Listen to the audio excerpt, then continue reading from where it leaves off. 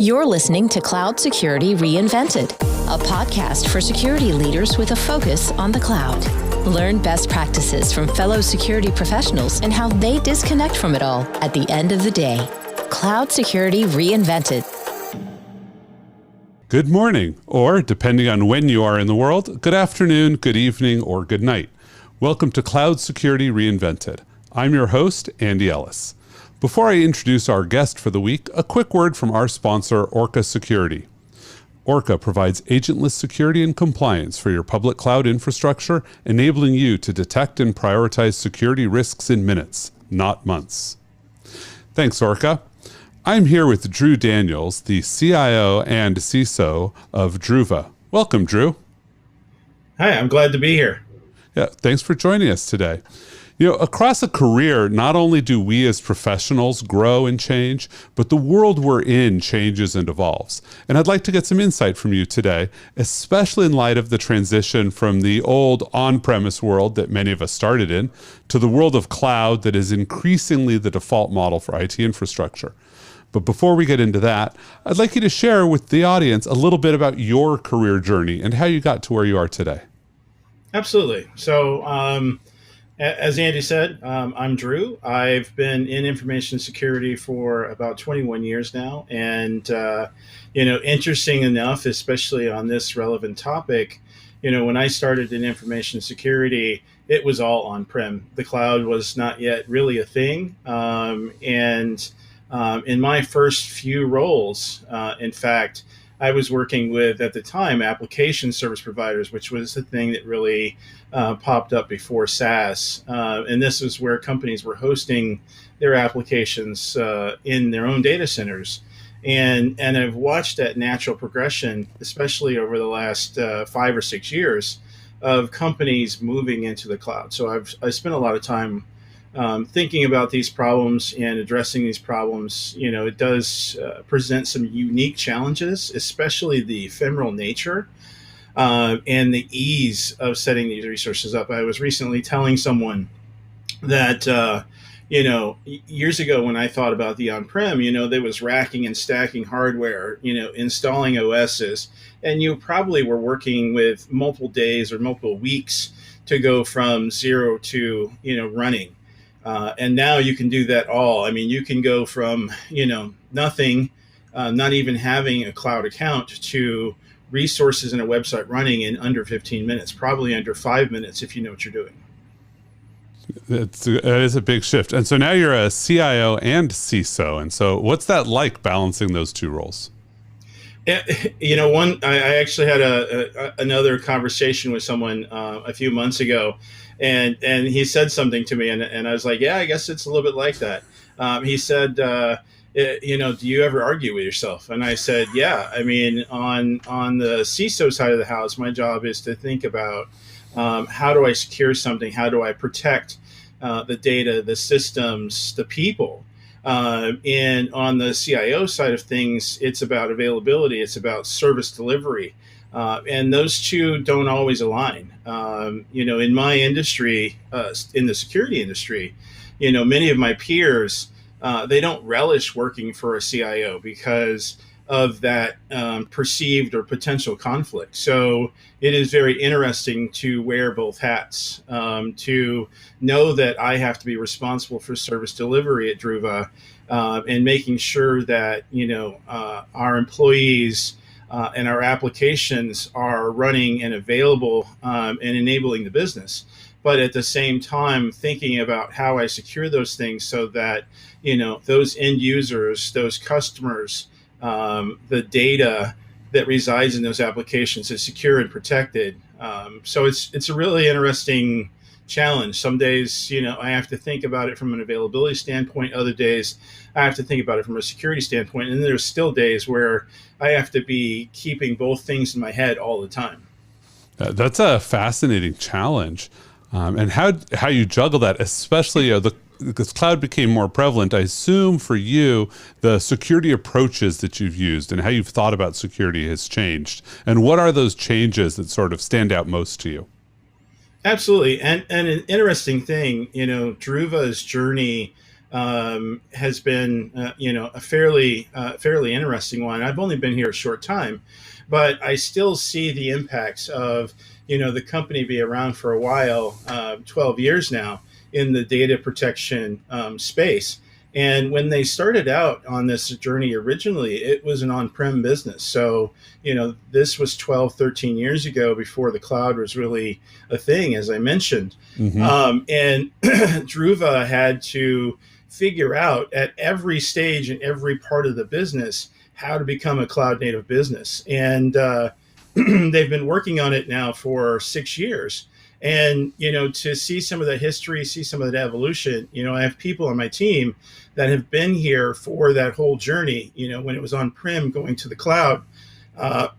So it's been interesting to watch that. And as I mentioned, I mean, the ephemeral nature of cloud computing makes it so that, it is potentially a much more dangerous place. And one of the things I've talked about in the past is really understanding that shared responsibility model.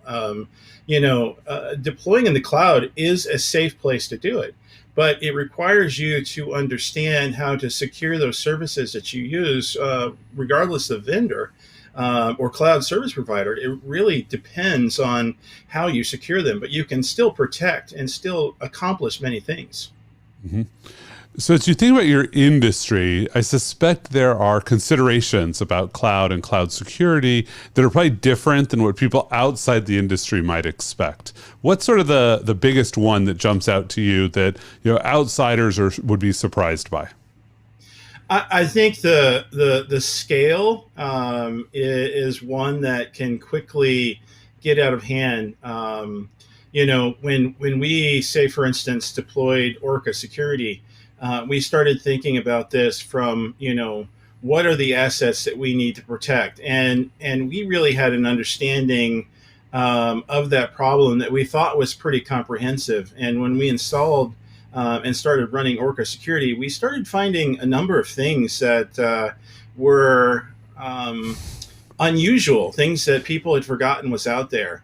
And it really helped us start to think about how we think about that, because the cloud is a renting model. You rent by the minute or the hour or the day, and it's very easy when you start having thousands and thousands of resources that you forget these 5 that you were playing with 6 months ago, and you find out that they're still running. And now that you had forgotten about them, they haven't gotten updated. They still don't. They're not getting security patches. They have an insecure service that's running, and Orca helped us to highlight those things. So that was one of the, I think, big wins at Druva, is when I brought Orca into Druva. It was a very big win. Yeah, so I guess that's you don't find those anymore when you're doing a data center audit, because you're trying to free up some rack space to squeeze in a few more servers. You don't find those lost ones anymore. It's much harder. Yeah, and so thinking about that pre-cloud era when we had different practices, what practice from the pre-cloud era most is useful to you today? Like, it resonates with the way that you operate. This is still a useful practice. That's an interesting question. I would say the most useful thing that I've actually struggled with is having an inventory of what's going on. And I fought this a little bit at first because this was coming in some regards from my auditors, where they were going, "Where's your IT inventory?" Because that was something that came from kind of that on-prem era where it was a lot easier to keep track of static assets, because assets didn't come and go ephemerally like they do in the cloud.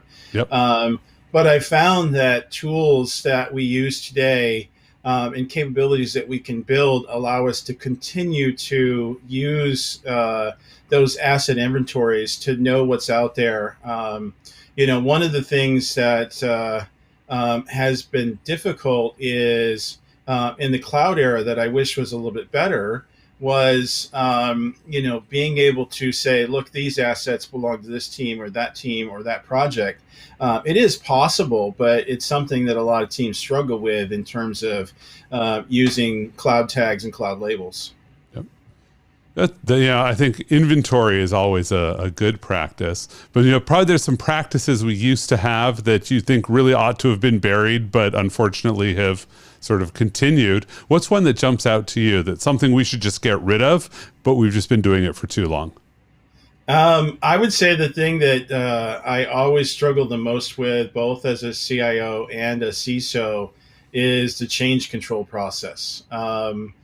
In bygone days, you would have change control meetings, and it was like a structured meeting where people would come. This is the change I want to make, and I really thought a few years ago, once I had fully adopted a cloud native strategy, that the change control meetings and change control process would go away. Because I thought that how do you do, change control in such an ephemeral world? But it has persistently hung on. I fight with auditors and I fight with traditional IT personnel around change control, because they're like, every time I see a policy on change control, it talks about a change control approval board and things like that. And I'm like, we can't do that. I mean, things are moving too fast. So I think that's the thing that I've struggled with the most. I think one more that I would say, because I think maybe you'd want something a little bit more on the nose, is I think I've struggled with teams that traditionally tried to squirrel away systems and access and things like that. I think that still continues to persist. When my teams deploy some of the security tools that we do, we end up finding, this account or these resources running in this other region.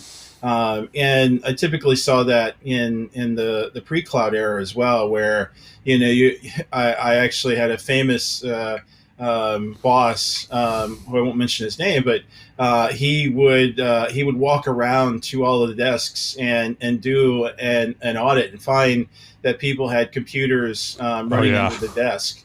And I still see that in today's era where, people will set up their own AWS account to run their own resources, and you have to go around and chase those things down and find them down. I've had some interesting conversations with Amazon where they've said, hey, I know you have access to, these 32 AWS accounts, but did you know there's 11 more accounts out there that's associated with your company? And I'm like, really? How did that happen? And frankly, it's so easy to do it now that it becomes, a second nature to these teams where they're trying to move fast, they're trying to innovate. So they're not trying to do anything evil or bad. They're just trying to do their jobs. And they feel sometimes that the best way to do that is to do it to direct instead of going through the process in the teams. Yeah, maybe your previous comment about change control boards and slowing things down might be part of what contributes to this problem. It certainly might. Yeah. So when you think about the cloud era, I think we had a lot of expectations about moving to the cloud. But for you, what has been the biggest surprise, good or bad, about the cloud era? I think maybe it was an expectation. Running computing resources, managing large scale infrastructures that I've done for well over 20 years now. I guess I thought that it would be a little less chaotic. The ephemeral nature of the cloud, it has been a struggle. I feel like there are some days, some weeks where it's like riding a wild bronco. I mean, trying to figure out why something happened, and the fact that it could be turned on in minutes and cause a catastrophic issue, either from data, that shouldn't be in a particular environment, to resources that are running services that are insecure. It's been interesting trying to keep track of that, because it's much easier, as I said earlier, to spin up these resources in the cloud than it was in a data center. I mean, before, very few people had access to a data center, so it required, at least tacit approval from, the data operations team or the data center operations team to be able to rack and stack that server. And now you don't have that. I mean, anybody can, go in and drop in a credit card Yep. and launch resources. And with the ambiguous nature of data, they have the data and they can populate it out into these resources and into these assets and then, expose a company to a lot of risk. That's a good one. So if you think about your career, is there a piece of advice that you wish someone had given you earlier in your career, maybe than you got it or that you learned it, that maybe might be helpful to someone starting their career out right now? Yeah, I think so. And I'm going to limit it to security. I think when I first got into security a little over 20 years ago, at first, I saw my job as a mission to protect, and by protecting, that sometimes or often meant saying no or limiting or restricting people from doing things. And what I found out very quickly is two things. One, if you are not treating these resources, these people, and maybe this is part of I learned from being on the CIO journey as well, that you are doing a service delivery. Security is still a service delivery organization. That they will go around you. And I think the second thing I quickly realized is that you have to be willing and have the skills to collaborate with your resources, with your customers, be them external or external. And you have to show them that you are a part of their success, that you want them to be successful. You just want them to do it in a way that protects them and their data. And I think maybe that's one of the things that sometimes security people specifically forget. I've heard a lot of times that my security team is a purveyor of no, or their default answer is no. And what I've heard from those same teams is, this hasn't been my teams. This has been, people I know in the industry, engineers and developers. What I hear from them over and over again is when that happens, they work to, get around, avoid, ignore the advice of those security teams, which makes the security team's job so much harder. So partnerships, collaboration is crucial. Yeah, I think the challenge is security teams feel pressured to say yes, so they reflexively say no, rather than recognizing they don't say yes or no. They just give advice about how to be better that another team has to decide on. The process I take with security now, and this has certainly developed over time, is I try to focus on the critical risks. When data is involved, how is that data being protected? When there's systems or assets involved, how are those assets being protected? And how can I say yes by making sure that the proper mitigations and remediations are in place, the proper documentation is there.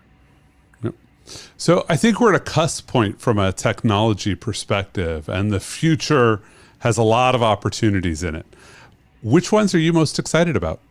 I think that one of the things, going back again to security, but this certainly applies to my role as a CIO, I've always expected and wanted tools and assets to be thinking about, the single pane of glass. I think one of the problems that companies get into, especially as the complexity grows, is every team is having to rock, 3 displays because they have to be logged into 7 tools at the same time to be able to do their job. So while I've given up on there will be a single pane of glass, what I'm really focused on lately is tools that are designed to solve multiple problems. Certainly Orca is in that space where, it's not just a vulnerability tool that's finding vulnerabilities. It's also finding insecure configuration. So, I've been delighted. And in fact, my teams have been delighted at Druva specifically. We originally signed a 1-year deal to do Orca, and we've now extended that to multiple years. But I see that trend in other areas. One of the things I'm probably most excited about are security orchestration, automation, and response tools right now, the SOARs. One of the things I've struggled specifically as a security leader, but not, again, it does apply to IT, is very hard to find people that understand and appreciate and want to do security who also have the ability to do development. So I've struggled, often on my teams because of my technical background. I'm often the one writing the JavaScript and the Python to be able to do things. It's rare that I can find somebody that knows how to do that. And that's been harder and harder as I've gotten more senior in my career, because I'm starting to lose some of those deep technical skills as I develop management and people skills. So I've been I've been craving tools that help me do that easier. And some of the new tools that I've seen lately create stories that allow you to visually link different tasks together. And I think that helps me get to that point where I have that single pane of glass. I can build things with that tool where I'm linking that tool and this other tool together to be able to pull dashboards that show me kind of a combination of information across the board. Yeah, I'm especially chuckling about the single pane of glass because to record this, I have 4 panes of glass in front of me, so I definitely can empathize with that. Yeah, I got to believe everybody does. Yeah, so it doesn't have to be about technology or security, but I discovered everybody has some piece of wisdom they like sharing. And so what's your piece of wisdom that you would share with our listeners? I think the piece of wisdom that I would share with your listeners is, and I touched on this earlier, and I see this especially with technology people to be the most difficult thing is that relationship, that collaboration. I really feel it's important that you dedicate some of your time every day or at least every week to meeting with someone that you don't regularly meet with. I even struggle with this, but if you can find, and like I said, I give this as advice because this is something I'm still working towards. But I think if you can find a way to spend some time with people and learn about their journey, learn about their challenges, and humanize what you do, that it's going to be much easier to do that as you move on in your career. That relationship management, and I don't want to make it sterile or anything like that, but that connection, that bonding that you do with people will engender them to support you in your activities. And I think a lot of people I've run into across my entire career have really thought about it. Well, I'm working on this project, or I'm working on that project, and it has a specified start and end. And I think that if people thought more broadly about the relationship and how we're working collaboratively to solve a problem, that at a company we're all working to achieve a shared goal, I think that would be the thing that I would impart on everybody, is work on that relationship, work with your customers, and even the ones that you don't interact with on a daily basis or a weekly basis. Check in with them a couple times a year, or a couple times a quarter, and say, hey, how's it going? How can I help? What are you doing that you might be working on? Because they may say, hey, I was working on this thing. And you go, oh, I should probably be a part of that, and here's why. Yep. No, that's really deep, Drew. I think folks can really profit from thinking about that relationship instead of transactional. So I really want to thank you for coming and joining us today, Drew. I've enjoyed it very much. Thank you, Andy. Great. And thanks, folks, for spending a little time listening to us today. For Cloud Security Reinvented, I'm Andy Ellis. Have a fantastic day. Thank you for checking out this episode of Cloud Security Reinvented, brought to you by Orca Security. Orca Security detects and prioritizes cloud security risks for AWS, Microsoft Azure, and Google Cloud without the gaps in coverage, alert fatigue, and operational costs of agents. Please follow Cloud Security Reinvented wherever you listen to your favorite podcasts, or visit orca.security/podcast to get immediate access to all of the latest episodes.